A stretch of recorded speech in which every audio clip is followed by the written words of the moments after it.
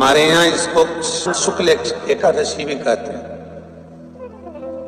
और कहते हैं ये सती माता ने यही एकादशी के दिन से जो व्रत साधना करना प्रारंभ करी थी वो सुख देने वाली थी। निवेदन है आपसे भी,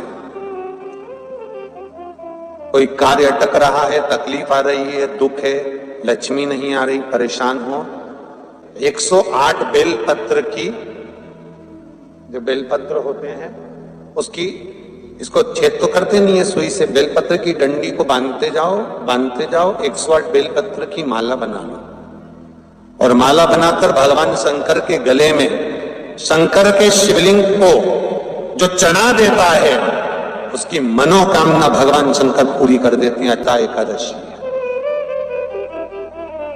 108 बेलपत्र की माला बनाकर शंकर भगवान को समर्पित करी जाती है। माता लक्ष्मी ने भगवान विष्णु को पाने के लिए तुलसी की माला बनाकर समर्पित करी थी, जैसे सती ने शिव को पाने के लिए, कामना को पूर्ण करने के लिए। शास्त्र कहता है घर के बुजुर्गों को, घर के बड़ों को, जेठ जेठानी हो, सास ससुर हो, घर में जो तुम्हारी उम्र से बड़ा हो, उसको आज पीला फूल या पीली चने की दाल या पीला वस्त्र, कुछ भी पीली सामग्री आज घर के बड़ों को देना चाहिए। क्यों देना चाहिए? तो शिव महापुराण की कथा कहती है कि जो शुक्ल पक्षी की एकादशी के दिन पीली वस्तु का दान दे देता है, घर के किसी ब्राह्मण को देने नहीं जाना, किसी मंदिर में देने नहीं जाना, आपके ही घर में, आपके ही घर के बड़ों को कोई भी पीली चीज का दान कर सकते। फूल हो, मिठाई हो, कोई अनाज हो, कोई वस्त्र हो, पीली वस्तु का दान दे दे। क्यों होगा? क्या होगा उससे?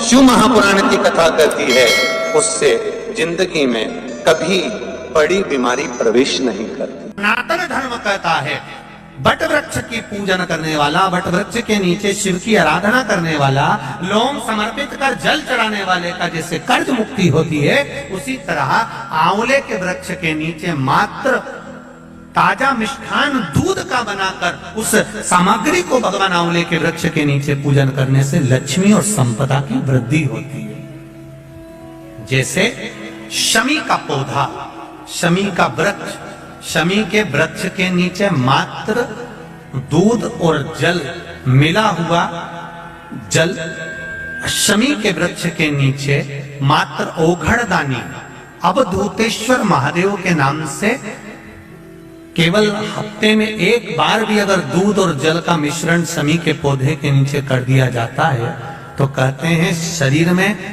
बड़ी से बड़ी अगर बीमारी है, कहीं कैंसर जैसा रोग है या किडनी लीवर जैसा रोग है, कोई भी तकलीफ, कोई गांठ अगर शरीर में हो गई है, तो शमी के वृक्ष के नीचे दूध का जल थोड़ा सा हफ्ते में एक बार अवधूतेश्वर महादेव के नाम से समर्पित कर देने से रोग का निवारण होने लगता है, रोग थम जाता है और आगे नहीं बढ़ पाता और उसका इलाज चालू हो जाता है, सुख का अनुभव।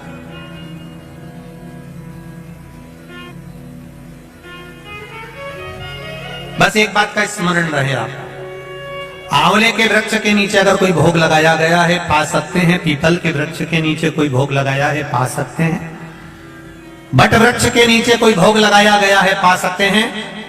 जिस वृक्ष के नीचे भोग लगाओगे पालोगे, पर शमी वृक्ष के नीचे का जो भोग लगाया गया है वो नहीं पाया जाता। शमी वृक्ष का जो प्रसाद है वो आपको वहीं छोड़ना पड़ता है। शमी वृक्ष का प्रसाद वहीं छोड़। साथ की शिवरात्रि आ रही है, छोड़ना मती, बेलपत्री का पत्ता जल में डालकर भले पत्ते को निकाल देना, और वो जल, जो रोग है, जो बीमारी है, संपदा नहीं आ रही हो, दुकान नहीं चल रही हो, व्यापार नहीं चल रहा हो, बच्चे चिड़चिड़े हो गए हो, क्रोध पड़ रहा हो, तो भी बाबा पर घर के प्रत्येक व्यक्ति एक लोटा जल जरूर चढ़ा के आना, शिव को नमन कर कर आना। ये मौका नहीं मिलता, चढ़ाओ।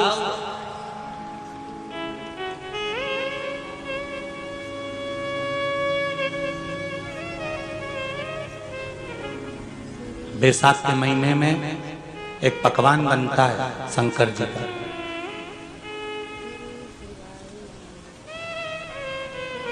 शिव जी के हाथ में त्रिशूल है, शिव जी के 3 नेत्र हैं। बेलपत्री में भी 3, बोलते जाओ, पत्ती है। बैसाख के महीने में जो शंकर भगवान को प्रसाद का भोग लगता है उसमें भी 3 ही चीज मिलती है। सत्तू,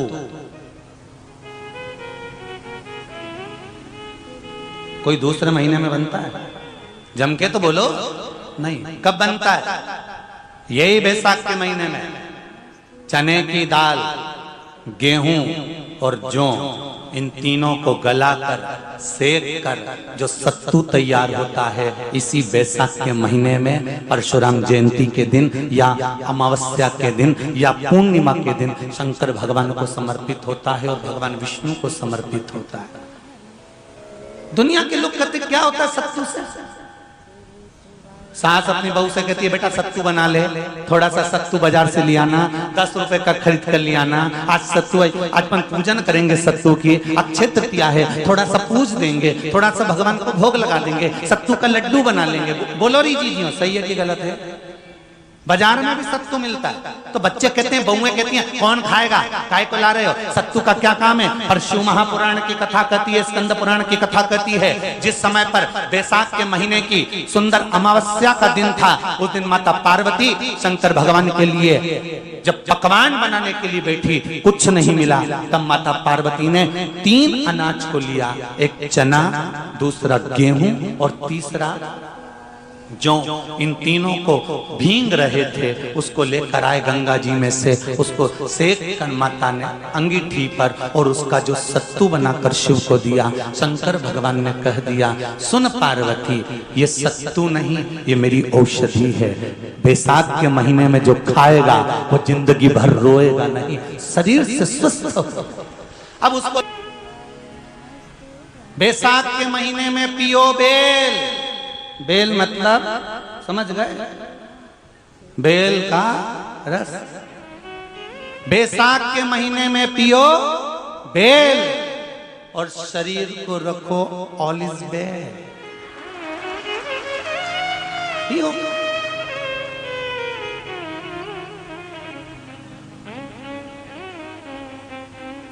शरीर बेकार नहीं होगा, शरीर बेकार नहीं हो सकता। अब शिव आराधना तो करो। हाँ, जिंदगी की मोड़ पर शंकर परीक्षा बहुत लेते हैं। चलो आ जाओ गरुड़ पुराण में। मरने का 47वां दिन, जब मरेंगे तब गरुड़ पुराण बचेगी, पहले ही सुन लो। और जिसके पास में गरुड़ पुराण नहीं हो तो पंडित जी से मंगवा कर फिर पढ़ के देख लेना। मरने के 47वें दिन, 47 डेज, 47वें दिन किस चीज का दान तुम्हारे सामने आता है? मरने के 47वें दिन। 10 दिन तक तो जीवात्मा घर की अटारी करती, मरने के बाद 12वें के दिन चली जाती है। उसके बाद में जब 47वां दिन आता है तो 47वें दिन जीवात्मा को क्या दान करा जाता है? व्यक्ति ने क्या पुण्य करा होता है कि उसको नरक नहीं भोगना पड़ता, बेतरणी नहीं भोगना पड़ती, वो सीधे बेतरणी से पार उतर जाता है। वो किस चीज का दान है? तो कहा शिव महापुराण में, गरुड़ पुराण में, कि वो सत्तू का दान है जो बैसाख महीने में करा जाता है। सत्तू का दान 3 चीजों से मिलकर बनता है। जौ, बोलते जाओ जल्दी, गेहूं, चना, ये 3 चीज से मिलकर बनता है। इसमें जो बारीक बारीक कण होते हैं, जितने जितने 3 चीज के मिले हुए बारीक बारीक कण होते हैं, ये जब दान किया जाता है सत्तू का, तब ये बेतरणी तरने के लिए 47वें दिन इस जीवात्मा ने अगर सत्तू का दान करा होता है या सत्तू का सेवन बैसाख के महीने में करा होता है तो उसको बेतरणी नहीं भोगना पड़ती, डायरेक्ट सीधे रतलाम उज्जैन से डायरेक्ट। किस किस क्या बनता है सत्तू? मैंने भी तो ये पूछा किस किस क्या बनता है। मैं अभी थोड़ी ना कि अभी बन गया, बैसाख में बनता तो होगा।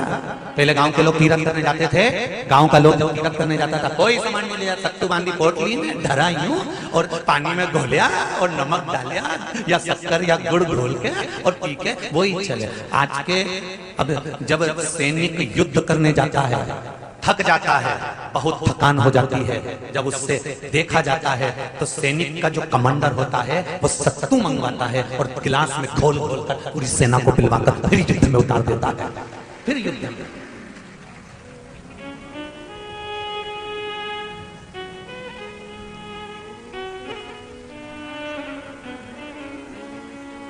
साधारण नहीं है महाराज। सत्तू में जितने बारीक बारीक कण होते हैं, जितने बारीक बारीक कण, अब तुम्हें काम करना, अभी जब फ्री रहो तो कागज पे रख के सत्तू का एक कण गिनना है, 1 2 3 बारीक बारीक गिनते रहना जरा। तो तुम्हारा क्या जाए गिनने में? भगवान कृष्ण के हाथ में पट्टी बंधी थी तो उनने भी तो रुक्मणी को गिनने को दिया था, जरा गिन तो जरा इसमें कितने धागे। रुक्मणी जी ने कहा इसमें 9,999 धागे हैं। भगवान ने कहा बस यही 9,999 मुझे द्रौपदी को वापस लौटाना है। गिनती लगा लो, अभी अभी लगा लो। ऊपर तो भगवान गिन के बता ही देगा कि तुमने जो सत्तू दान करा था, तुमने जो सत्तू खाया था, तुमने जो सत्तू भगवान को दिया था, सत्तू का लड्डू बनाकर तुमने बैसाख महीने में भगवान की जो पूजन करी थी, तो अमावस्या के दिन, पूर्णिमा के दिन या अक्षय तृतीया के दिन तुमने जो सत्तू दिया था, भगवान तो गिनती बता देगा कि उस सत्तू में कितना कण था।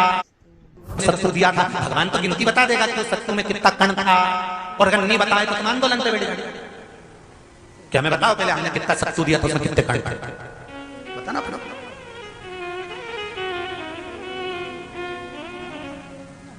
एक शिव की आराधना में चांगुना ने 1 लोटा जल भरा, उसमें थोड़ा सा चंदन डालकर बेलपत्री के वृक्ष के नीचे ले जाकर डाल देती, थोड़ा सा जल बचाकर शिव जी को डाल देती। शंकर भगवान ने एक दिन चांगुना के सामने मन में विचार प्रकट करा और पार्वती जी से कहा, पार्वती एक बात समझ में नहीं आती, आधा जल ये बेलपत्री को देती है, आधा जल मुझे देती है। जब आधा जल मुझे देती है तो मुझे बड़ा गुस्सा आता है, क्योंकि बद्धा जल कहां डोल के आती है।